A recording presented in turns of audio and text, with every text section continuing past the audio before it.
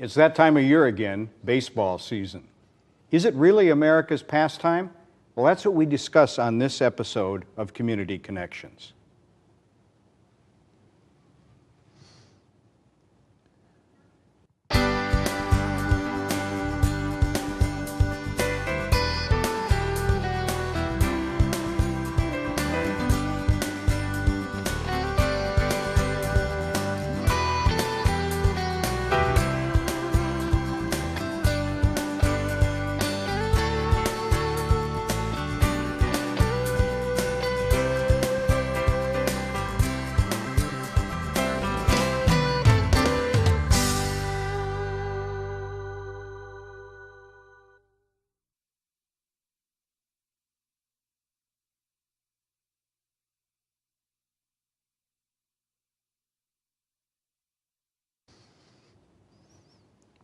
Welcome to this edition of Community Connections.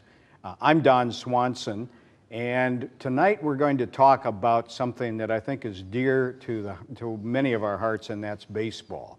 And I'm really excited to have a guest tonight who can enlighten us on some things we probably haven't thought about the game.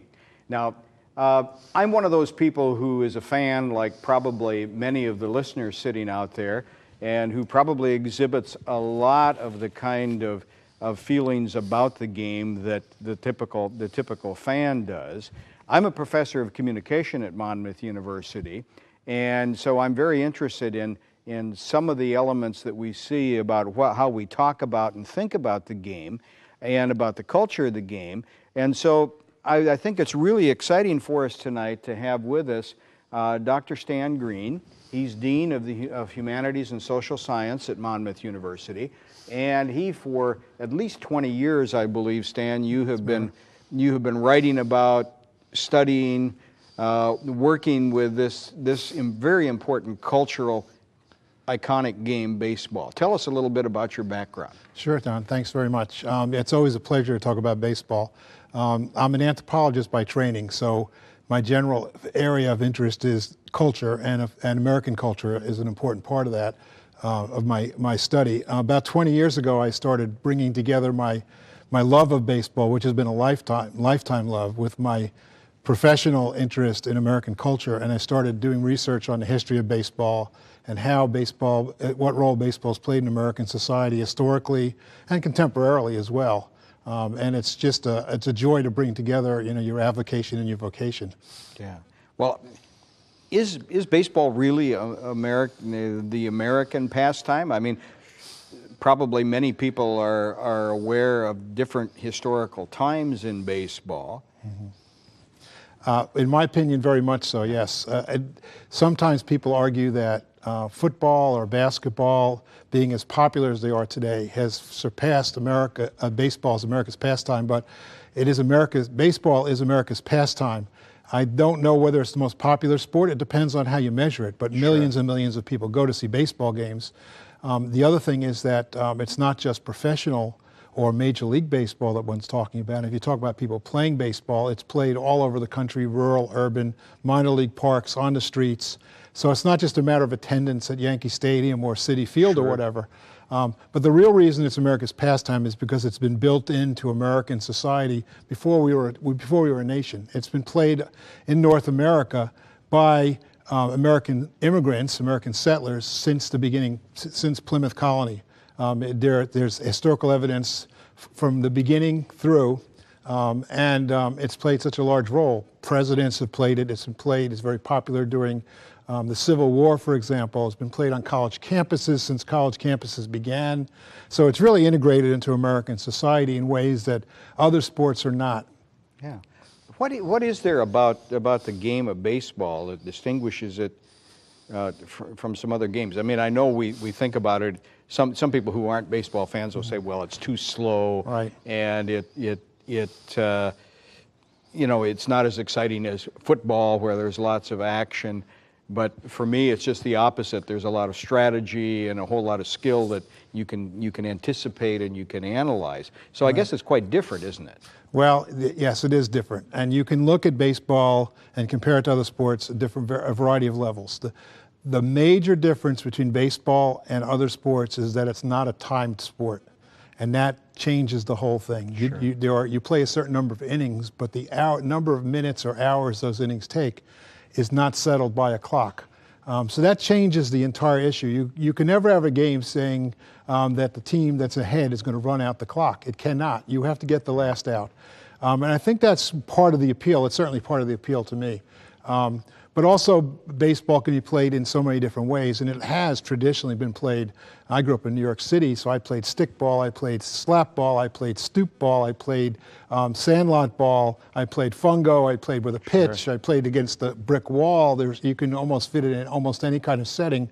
And in the rural areas, it's often played out in the open fields. In fact, early baseball, which was called town ball, was actually played in open fields. So it's played in many, many different ways. But it is, the other thing I think, at least to me, and I believe this is part of the inherent interest of beauty of baseball and why it's so interesting, is because the geometry is different in baseball than other sports. If you think about other sports, they're basically played on rectangles. Well, they're played on rectangles. Football field, the hockey field, the soccer field, and they're all pretty much the same. Yeah. Right? Baseball, depending on where you're playing, for example, when I was playing in the streets of New York, you didn't want to hit into somebody's backyard. There was like boundaries depending on where you were playing it. If you're playing at Fenway Park, you have the green monster. Yeah. If you're playing out in an open field, you might have trees out there. And then you have the geometry of the diamond, the baseball diamond, which is really a thing of beauty. And to me, now, and it's the most consistent thing about the playing that's field. the consistent thing. Yeah. And the amazing thing to me, which I don't really have an answer for, it's something that I've thought about and maybe we'll look into, but when the diamond was created, and we can talk about that a little later if we want, whoever thought of it and the exact measurements really had an amazing intuition, because if you think about a baseball game, the simplest of plays has to be done in a very precise manner for it to work. Sure. I use the example of the ground ball to shortstop. You hit a ground ball to shortstop, unless the shortstop plays it cleanly and throws it reasonably accurately, the runner will be safe. And it's almost always a very close play. Now, who came up with the exact measurements of 90 feet being the exact distance for the whole nature of the diamond, so that would occur that way? It's a game of kind of geometrical beauty in many ways. I know people don't think of it those terms, but when you watch the game, you think about that. The positioning of the players is very important. Whereas in other sports, I don't think it's quite the same, because again, where you play it and the dimensions and the geometry of the field are different. That's a very interesting way to look at it. Now, you've talked about it being played for a very long time and going back in history. I immediately think, well, I wonder how has the game changed today, modern professional baseball, for example, in terms of the abilities that players have today. We know, for example, in football, the players have gotten larger and larger and larger, and probably faster, and especially the large players. Is the game played significantly different today than it was maybe when I first was interested in Major League Baseball? That was back in the middle of the 20th century? Well, probably not so much since then. It's changed in some ways significantly, but in some ways it's been very much the same. The game of baseball evolved out of a game called town ball, and I brought a couple of props here. I brought a town ball bat. This is a replica of a bat that was used in the late 1800s. And town ball was played with a softer ball. This is the town ball. It's softer. You can't obviously see that, but if you feel that, you'll see. Sure. The reason it's softer is because the way you got somebody out was by hitting him with the ball. So I could catch that with my hand, not have to have a glove. And you catch it barehanded, right. The town ball was played in an open field, and it was played actually on a rectangular infield, and there were stakes in the ground, and you had to run around the stakes to create a tally. The interesting thing about this town ball, its difference from baseball, was that if you hit the ball at all, you had to run. You were required. There's no foul territory. You could hit the ball in any direction. And you didn't have to necessarily be holding a stake. You could run away as somebody was trying to chase you with the ball. You could run away, and in many cases, you'd run far enough so they would just leave you out there, and you kind of lurk out there in the outfield and try to sneak back on. It was a little bit different. But in many ways, it was the same, because it was throw the ball, hit the ball, catch the ball. In some ways, baseball's a very simple game. Throw the ball, hit the ball, catch the ball. But the form of it has changed some. Right. Well, it seems to me, at least in my lifetime, which seems to be long enough to reflect, you know, for a number of decades of being very interested in it, that it hasn't, it's been fairly consistent though, hasn't it? I mean, it's a game that, doesn't the culture sort of resist making lots of changes to it? It does. The rules have been very, very consistent. The major rule that occurred, you know, about 30 years ago or a little more was what's called the designated hitter, where one player was allowed to bat without having to play the field. And people like me still resent that. But that's just a minor thing. It does make a difference because one league did it, the National League did not. Well, all of us who are fans know that when a team from the American League plays a team from the National League, it's quite different because you suddenly have a pitcher who has to bat who hasn't batted for years. That's right. Yeah. And you also have a pitcher. That's right. So it changes the strategy a bit. Yeah. The technology has changed. In the 19th century, you mentioned catching this without gloves. I mean, when in regular baseball started, catchers didn't catch the ball on the fly. They didn't wear any equipment. No one wore gloves. Little by little, the technology has changed. One of the most interesting exhibits at Cooperstown, in Cooperstown, the National Baseball Hall of Fame, is their technology exhibit where they show the evolution of catchers' equipment. Oh, wow. It's very interesting.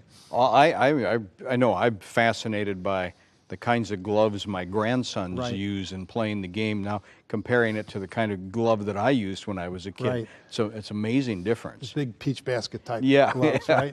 Yeah. And specialized for all specialized for all the different positions. That's right. And of course the controversy between what should the bats be made out of, because the kids may be using aluminum bats as opposed to wood bats. Yeah, that's an issue, and I'm a purist as well, and I also think my personal opinion is aluminum bats can be dangerous because the ball comes off faster and more, and people can hit the ball harder and more often than with wooden bats. And from the practical point of view, when I watched our Monmouth University baseball team, for example, playing with aluminum bats, I realized it puts them at great disadvantage because some of them have aspirations to play professional baseball. Oh, yeah. And you have to switch to wooden bats. It changes your entire hitting strategy. A couple years ago, I went to a couple of games in the Cape Cod League. Right. And when I looked at, it was into the season, and when I looked at what the batting percentage was for many of these players who were the outstanding players from the Cape Cod League gets outstanding players from the college ranks, the kids that are still in college. But the batting averages were really low. A good batting average was in the low 200s. And then it was explained to me the distinction was all of a sudden they were having to bat with wood bats as opposed to the aluminum bats or metal bats. It makes a big difference. Yeah. The argument has been economics, and I just cannot believe that. I think it's interesting. It's just a matter of the aluminum bat makers versus the wooden bat maker companies. I think it's really more than that economics, because quite honestly, baseball's not that expensive a sport compared to other sports. If you can field a football team, I think you can field a baseball team. It might be a little more expensive to buy wooden bats, but it will serve the players better. Now, since we're talking about equipment, you're a historian of the game. We know this baseball is quite different, but what about the controversies over the years about how the baseball has changed that the pros use? Well, there have been some controversies about that, but it's always been challenged, and sometimes they claim, I think at one point they changed the manufacturer and they said it was wound more tightly and so forth. It's interesting because that's always difficult to test, and it's always controversial. In golf, they do it on purpose. I mean, they create balls that travel better. In baseball, the intent, like you said earlier, is to resist the change and to play the pure sport. So I think that's been somewhat controversial. One of the more interesting things, since you bring up baseballs, we have players now who come from Japan to play. More and more are coming to the U.S. The Japanese baseball is different than the American baseball. It's a little smaller. So it really is problematic. It's smaller. It's a little smaller, apparently, and the stitching is a little different. Now, that makes a big difference if you're a pitcher. Sure. And sometimes Japanese pitchers have a hard time adapting because they can do things with a Japanese baseball they can't quite do with an American baseball. What about the height of the mound? I think that's the same, actually. It's a good question. I think it is, yeah. Well, these are very interesting things, and I think maybe we ought to, as our discussion continues, we ought to explore some of those things. And we'll come back in a moment, and we'll talk about some other elements of the game of baseball. Sounds good.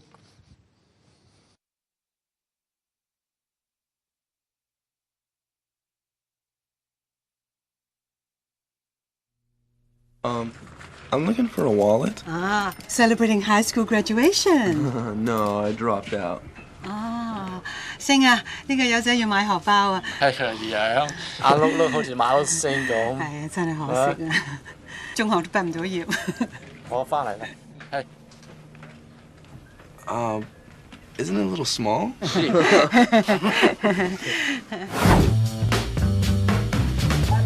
Go to OperationGraduation.com.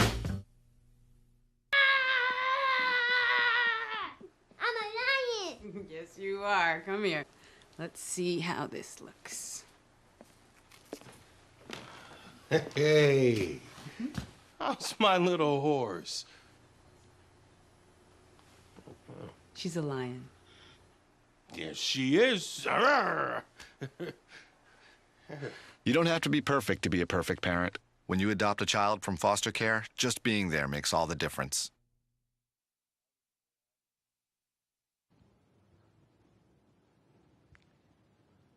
Baseball is a fascinating subject, and in this episode of Community Connections, we're really delighted to have Dr. Stan Green, an anthropologist and an expert on baseball, who I guess I haven't gotten you to talk about a lot of the research and things that you've written about.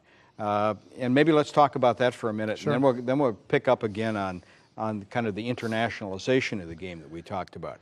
I know in particular you have done some work, for example, on Willie Mays, and I was thinking about that the other day because a new book or two have come out about Willie. Well, Willie Mays, yes, I've done some research and written a paper on Willie Mays. He's a very interesting person, not only because he's a superstar, but because he's one of the players who bridged from the Negro Leagues to the major leagues when Jackie Robinson crossed the color line, and that's a major issue with regard. That's one of the reasons I believe baseball is part of America's pastime as well, because it parallels the good and the bad of America. It's not just the good, but It also parallels when America was segregated, baseball was segregated.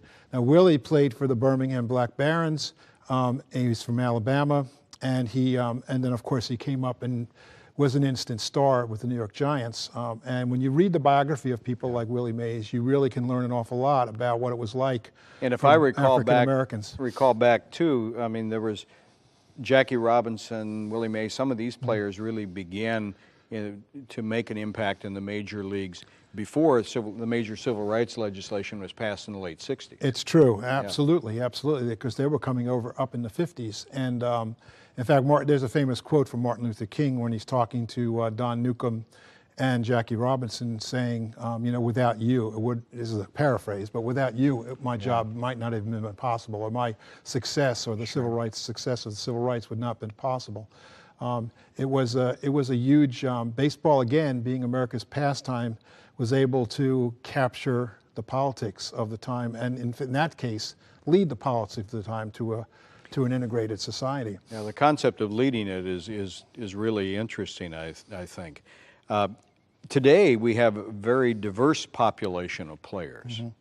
And do you think that reflects anything particular in our culture that we should be aware of? Well, baseball's always reflected the immigration patterns of the United States, or in the case of African Americans, the forced immigration, I suppose.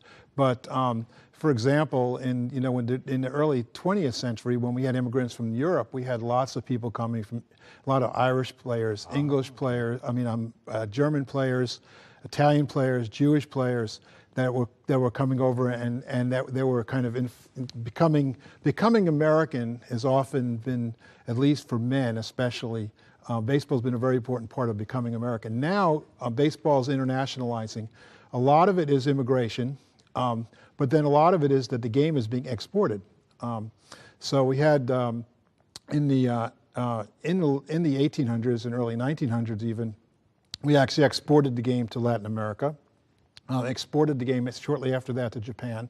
Now we have lots of players from Latin America and Japan and other areas, but especially those two areas coming and playing baseball. So baseball is becoming an international sport, and you see that on baseball rosters.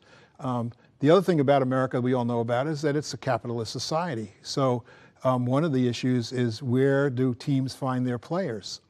If you go to Latin America and you've got all these incredibly talented 16, 17-year-old kids out there who will sign for a very little amount of money because basically there's a tremendous opportunity for them. Baseball has been accused, and probably rightly so in some cases, of exploiting that kind of market and ignoring the American market, in the United States market in terms of recruiting players from within. As we're talking about that diversity, I'm wondering where, how American players are developed, especially some of the minority players, because it seems to me that very often at the lower level, the little league level and so forth, baseball may not be as diverse as it certainly is at the major league level. That's absolutely true, and the inner city and minority areas have not been cultivated or nurtured with regard to baseball, and so you see that in the reflection when one of the announcers mentioned when it was in 1997, which was the 50th anniversary of Jackie Robinson, when they had the special game in Shea Stadium.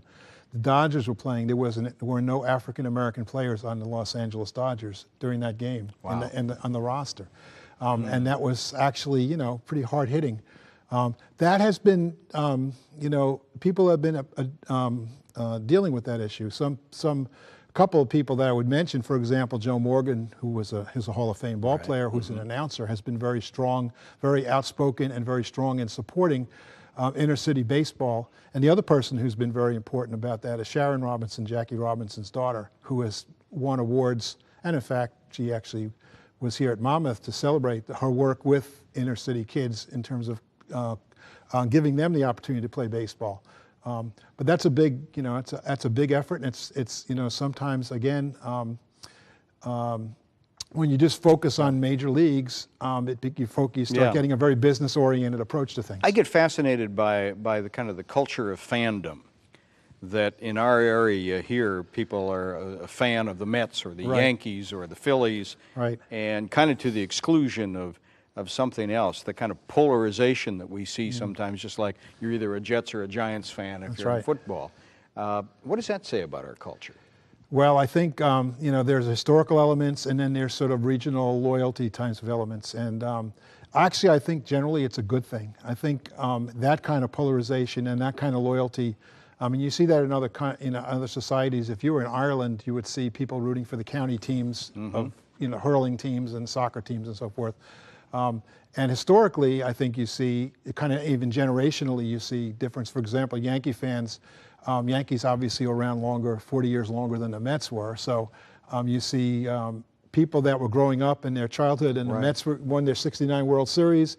You got a lot of Mets fans, a lot of young fans. The Jets and the Giants too. It's often if you're a sports fan in this area, you know that you either root for the Yankees, Giants, Rangers, and Knicks, or you root for the Mets, the Jets, the Nets, and the Islanders, or the Devils. I mean, it's an interesting divide. Right. Some of it is geographic. A lot of it is really generational. And what's really fascinating to me when we say root, it really provides something for people to converse about. Right. As somebody who's done communication work, organizational communication within organizations, I find that the easiest thing for people to talk about with each other is probably some of those things, and they have a lot of fun joshing back and forth and making their side bets and so forth. Right.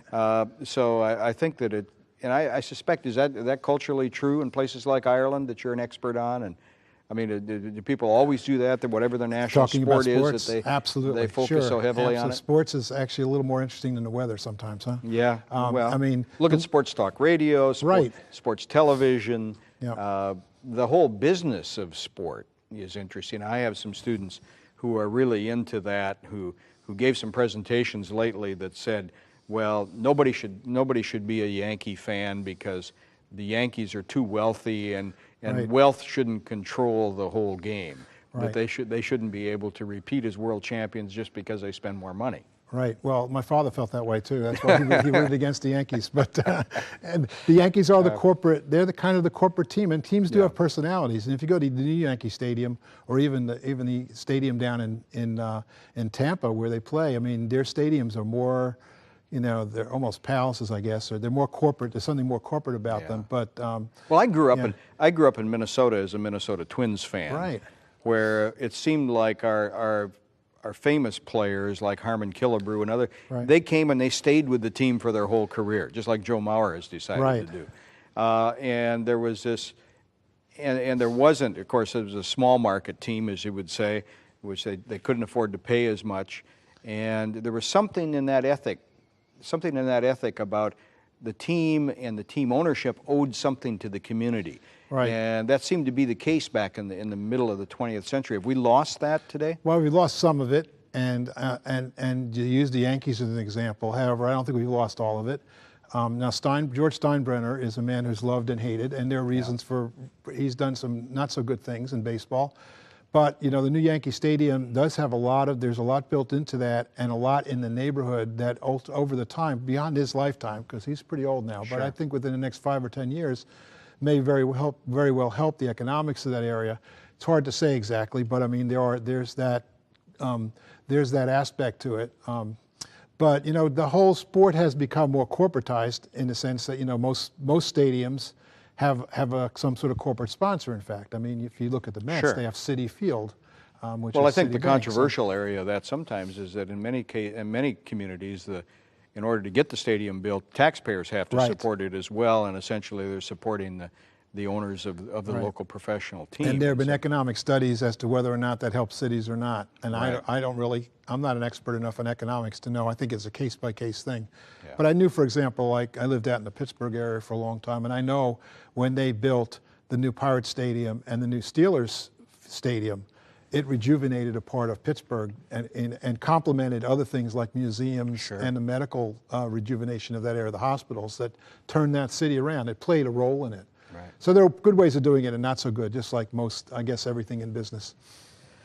Well, you said the magic word museum a moment ago, and I know that you have lectured at or done presentations at the Baseball Hall of Fame. Are there some things we should know about Cooperstown or about any of these elements if for people who are really interested in learning more about it? Well, yeah, I guess so. I mean, yes, I've had the pleasure and the privilege of speaking at the Hall of Fame several times, and the one thing that's most important to know about Cooperstown is even though it's the religious home of baseball, it's not really where baseball was invented. And that's the myth, that it was invented in Cooperstown. And it was invented the myth is that it was invented by a man named Abner Doubleday. So if you go up to Cooperstown now, there's Doubleday Field, which is a wonderful baseball field to watch baseball in. But Doubleday had nothing to do with inventing baseball. He was another interesting way that baseball plays in American history.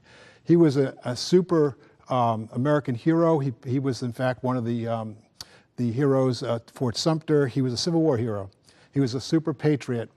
And somebody thought, well, you know, this is the perfect person he's Mr. America, and he must have invented America's game. And so he convinced Albert Spalding that, in fact, that's the case, and the story spread that way. Baseball was not invented in Cooperstown, but if you go to Cooperstown, it's still a religious experience to those of us who love baseball. And it's like other museums. It represents the culture and is a living, moving kind of thing. When we have arguments today about should Mark McGwire or Pete Rose get into the Hall of Fame, for example, or any of some of the others, that we see that the cultural arguments about baseball go on and on and on, don't they? That's right. That's right. Yeah. And I would want to mention one thing if we have a moment, because talking about where baseball was invented, it was invented in Hoboken, New Jersey. And that's important for us to know. The New Jersey roots. It's got New Jersey roots. The diamond itself, the first game played on a baseball diamond was at a place called Elysian Fields in Hoboken, created by a man named Alexander Cartwright, who owned a team called the New York Knickerbockers. They played in New York, but they came over to Jersey to play, and they found the field and they created a baseball diamond. So the first baseball diamond is, New Jersey should be proud, is in New Jersey. New Jersey should be proud, and that's a good way for us to end. Dr. Green, thank you very much for sharing this wealth of information with us about baseball. My pleasure. Yeah.